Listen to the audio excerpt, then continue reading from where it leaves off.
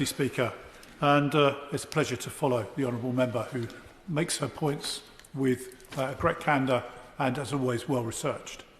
I was honoured to witness the first King's speech in more than 70 years, albeit in a tightly cramped room at the back of the House of Lords, not being able to see the King and just about able to hear him.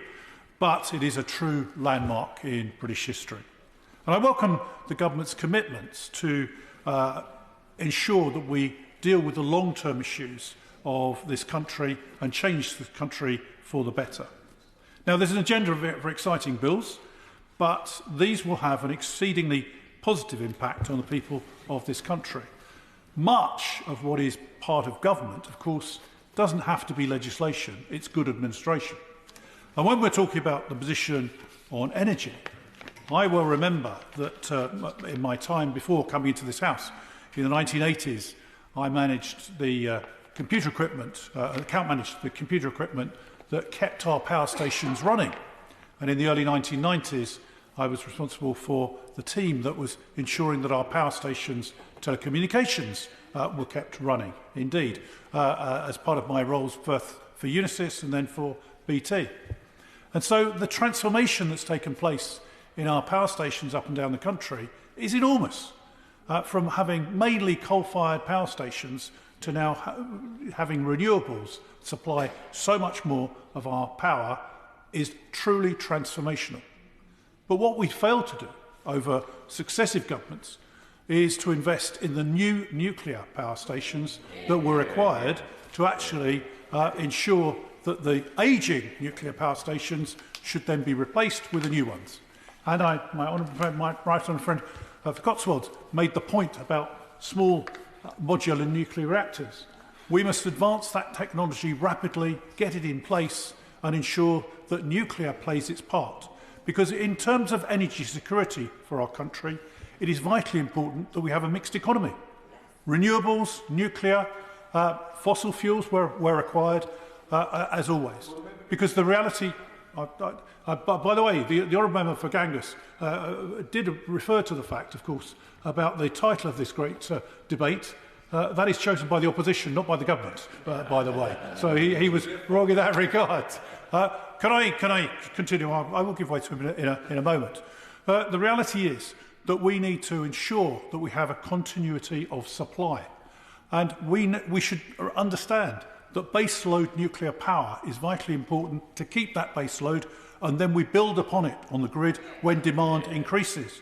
And that means, of course, that gas-fired power stations are often required at peaks and troughs when we need to quickly get energy into the grid. Unfortunately, it seems often many colleagues here do not understand the industry or the science behind it. And it's vitally important that we continue. I will give way to the honourable gentleman. He's very generous, Mr Deputy Speaker, and I'm grateful for his insight and education onto the vagaries of this place, although I have no intention of hanging around long enough to become expert myself.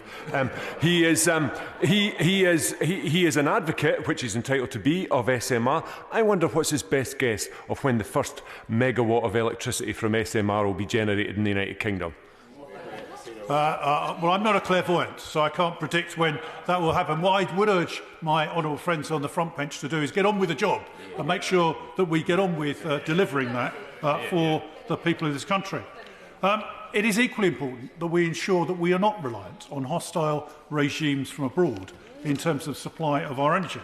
And so the important thing, I think, pointed out by the honourable member for Bamford Buchan, was that this is, when we're talking about new licences for drilling in the North Sea, this is only replacing that is going out of commission. So we continue the position to provide a position whereby that continues to enable our net zero transition to take place. It's also important, of course, that when we're facing hostile regimes such as Russia and Iran, that we maintain our domestic supply inappropriate, and as has been said, safeguard 200,000 jobs in the UK as a result. Now, it's right that we take those sensible decisions. We encourage the growth of renewables and utilise that. But when the wind doesn't blow and when the sun doesn't shine, you can't always rely on renewables. You have to have a mixed economy. And that's, I think, my key message for this government. But I will also say that we don't need legislation for much of what needs to be done. We need good administration, and I can rely on my honourable friends on the front bench to deliver that.